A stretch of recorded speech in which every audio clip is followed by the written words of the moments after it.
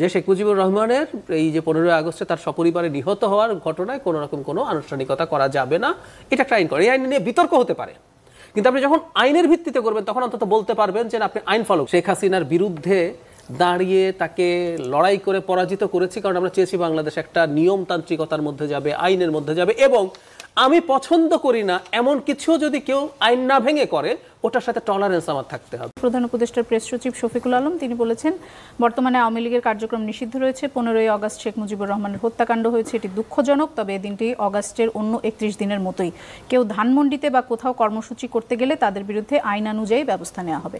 আওয়ামী লীগ তো কিছু করতে পারবে না, কারণ প্রশাসনিক আদেশ দিয়ে সেটি নিষিদ্ধ করা হয়েছে, কিন্তু অন্য কেউ যদি কিছু করতে চায় বা সেখানে শ্রদ্ধা নিবেদন করতে চায় সেটি কিভাবে আইন অনুযায়ী? আমি একেবারে এটার কোনো যুক্তি আছে? মানে একটা জিনিস এই প্রেস সচিবকে বুঝতে হবে, একটা স্টেট আইন দিয়ে চলে, তাহলে একটা আইন তৈরি করতে হবে। আমি তার আগে একটু যাই, আওয়ামী লীগ নিষিদ্ধ হওয়ার আগে আওয়ামী লীগ লিফলেট বিলি করছিল, তখন উনি এই সাংবাদিক সম্মেলন করে বলেছিলেন, তখন আমি এটা নিয়ে প্রশ্ন তুলেছি, উনি বলেছেন লিফলেট বিলি করলেই গ্রেফতার হবে।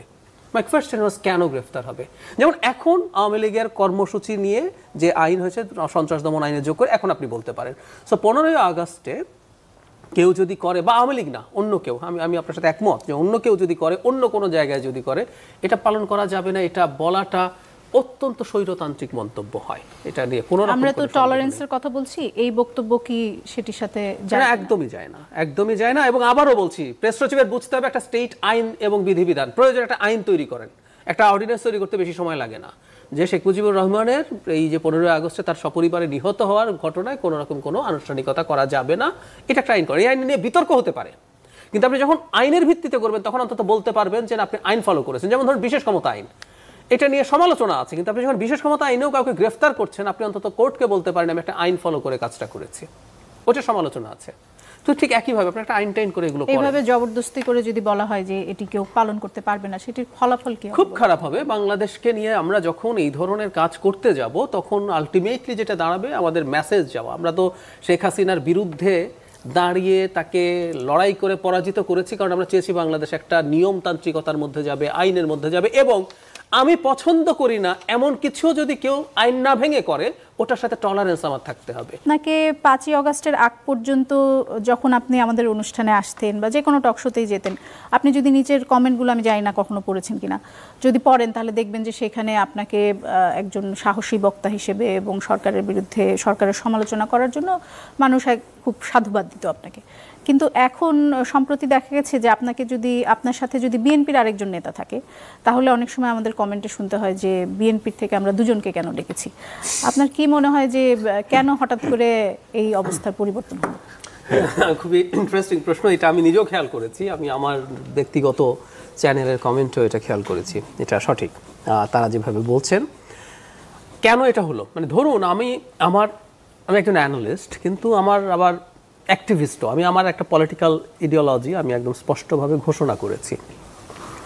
সেটা হচ্ছে আমি একজন সেন্ট্রিস্ট মানুষ। আমি আসলে একজন, মানে আমার পলিটিক্যাল ইডিওলজি আমি মোটা দাগে আমি একজন সোশ্যাল ডেমোক্র্যাট বলতে আমাকে আমি পছন্দ করি।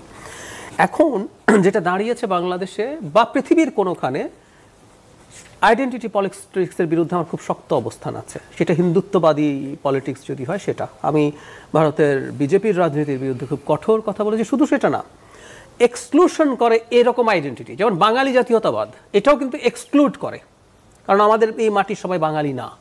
আমি এটার বিরুদ্ধে বলেছি, কলাম লিখেছি, শেখ হাসিনার সময়ের কথা বলছি।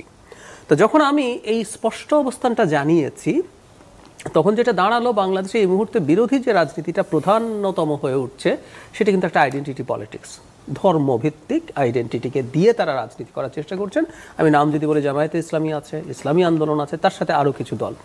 এই কারণে আমি, আলাউদ্দিন আছেন এখানে, ওনাদের যখন যেদিন পার্টি ঘোষণা করেন তার 2 দিন বা 3 দিন পর আমি একটা কলাম লিখেছি দেশের লিডিং একটা পত্রিকায়। সেখানে আমি তাদের জন্য শুভকামনা জানাতে গিয়ে এই কথাটা বলেছি যে বাংলাদেশে বিএনপি একটা মোটা দাগে মধ্যপন্থী দল, তার অনেক বিচ্যুতি বা স্খলন আছে, তার বিপরীতে যে শক্তিটা দাঁড়াচ্ছে এখন আমি ওটা নেই না, আমি ওই শক্তি বাংলাদেশে আসুক, এটা আমি গণতান্ত্রিকভাবে চাই না। এই কথাটা বুঝতে পারতে হবে। আমি কিন্তু গায়ের জোরে ঘাট ধরে ইসলামপন্থী রাজনীতি নিষিদ্ধ করতে হবে, যারা কনস্টিটিউশনাল পলিটিক্স করে, আমি সেটার পক্ষে না। তাদের রাইট নিয়ে আমি অসংখ্যবার কথা বলেছি। আর আছে কি বিকল্প? তখন আওয়ামী লীগ নিষিদ্ধ হয় নাই যে মানুষ আবার আওয়ামী লীগকে খুঁজে নেবে। এই দুইটা কোনোটাই আমার কাছে অপশন না। সেজন্য যেহেতু তারা তখন থেকে কিন্তু বলছেন তারা একটা মধ্যপন্থী দল হতে যাচ্ছেন, তখন আমি এনসিপির জন্য শুভকামনা জানিয়েছিলাম যে বাংলাদেশে দুটো মধ্যপন্থী, কোনো একটা একটু সেন্টার রাইট, কোনো একটা একটু সেন্টার লেফট হবে, এই ধরনের হয়ে বাংলাদেশের রাজনীতিটা ভবিষ্যতে তারা পারস্পরিক ফাইট করুক, এটা হলো আমার চাওয়া। সো আমার পলিটিক্যাল যে পজিশনিং সেটা এই মুহূর্তে দ্যাটস ফ্র্যাঙ্ক বিএনপির সাথে মেলে, কারণ আমি বিএনপি স্খলনের পরও ইডিওলজিক্যাল পয়েন্টে আমাকে যদি বলেন যে বাংলাদেশে এখন দুটো রাজনৈতিক দলের যে নাম বললাম ইসলামী, এরা কিন্তু প্রকাশ্যে দেশের শরিয়া আইন কায়েম করবেন, তাদের নেতারা বিভিন্ন জনসমাবেশে বলছেন, গুরুত্বপূর্ণ নেতারা বলেছেন। তো এখন আমি এটাকে আমাদের এখন সবচেয়ে বড় গুরুত্বপূর্ণ পলিটিক্যাল ইস্যু বলে মনে করি। তো যখনই আমি ওটাকে কমব্যাট করার চেষ্টা করেছি, তখন তারা খুব স্বাভাবিকভাবে যেটা হয়েছে অন্যদিকে নিয়ে যাওয়া। খেয়াল করবেন একটা ইন্টারেস্টিং জিনিস, আমি যখন কোনো বক্তব্য দেই সেটাকে ক্রিটিক না করে, আমরা একটা গণতান্ত্রিক সমাজে চাই যে ক্রিটিক করা হোক, আমি যা বলছি এটা ভুল কিনা না করে ওই যে ট্যাগিং, তো বিএনপি, তুমি বিএনপির দালাল, দুজন বিএনপি চলে এসছে, এই যে বলা হচ্ছে ট্যাগ করা হচ্ছে, কারণ তারা মনে করেন এই ট্যাগ করার মাধ্যমে কাউকে থামিয়ে দেওয়া যেতে পারে। এবং আমি কিছুদিন আগে একটা প্রোগ্রামে স্পষ্টভাবে এই কারণে যে বিএনপির দাবির সাথে আপনার দাবি না, একটা জিনিস খুব জরুরি না, আমি একটা কথা এইভাবে বলেছি, বিএনপি সাধারণত কোনো গতি নাই এরকম একটা বক্তব্য করে দিয়েছি, এবং সেই বক্তব্যটা এইটুকু দিয়ে লোকজন মানে মিডিয়ার বিভিন্ন জায়গায় ফটোকার্ড বানিয়েছে। কারণ বলেছি আমরা যারা মধ্যপন্থী মানুষ, ধরুন সামনে একটা নির্বাচন হবে, এনসিপিও তো মধ্যপন্থার কথা বলে, হতে পারে, আমি তো এনসিপির জন্য সেই শুভকামনা জানাই, আমি কিন্তু মানে তাদের সমালোচনাও করি, কারণ তাদের এই সমালোচনাটা কোনোভাবে তাদেরকে ধ্বংস করা, খারাপ করা সেই জন্য না, তাদের শুভাকাঙ্ক্ষী হিসেবেই করি, এখনো করি। মধ্যপন্থী দল এটাও একটা অপশন আমার জন্য, আমি মনে করি। কিন্তু সামনের নির্বাচনে ফ্র্যাঙ্কলি বলি, NCP is not strong enough যে তারা বাংলাদেশে ডানপন্থী যে রাজনীতির উত্থান হচ্ছে নির্বাচনী ব্যবস্থার মধ্য দিয়েই, বিজেপিও তো নির্বাচনে জিতেই ক্ষমতায় এসছে, তাই না, সেটা ঠেকানোর জন্য এনসিপি এখনো শক্তপোক্ত হয়ে ওঠে নাই। তো সামনের নির্বাচনে আমি একজন মধ্যপন্থী মানুষ হিসেবে সব রকম স্খলনের পরও, বিএনপির অনেক অভিযোগ আছে, আমি বিএনপি করি না, বিএনপির সমালোচনা কি কি আছে আমরা জানি, তাদের চাঁদাবাজি, দখলদারি, কিন্তু সেসব সমালোচনা কি এখন একটু কম করছেন? না, কম করছি না। এখন ব্যাপারটা যেটা দাঁড়িয়েছে সেটা হলো আমি আমার মূল কোন সংকটটাকে আইডেন্টিফাই করব। আচ্ছা, মুক্তিযুদ্ধ নিয়ে রাজনীতি করা যাবে কি যাবে না একটা নতুন প্রশ্ন উঠছে। আলাউদ্দিনের আহ্বায়ক কিন্তু বলছেন এটা নাকি শেষ হয়ে গেছে। আওয়ামী লীগ মুক্তিযুদ্ধের চেতনা জিনিসটা এনেছে তার ফ্যাসিজম কায়েম করার জন্য, সে মানুষের অধিকার হরণ করার জন্য। ঠিক একইভাবে জঙ্গি কার্ডও ওভাবে ব্যবহৃত হয়েছে, এটা অন্যায়।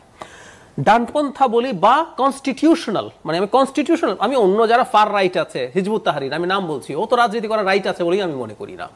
কিন্তু যারা কনস্টিটিউশনাল ইসলামিক দল আছে তাদেরকেও পলিটিক্যালি তাদের সাথে ফাইট করতে হবে।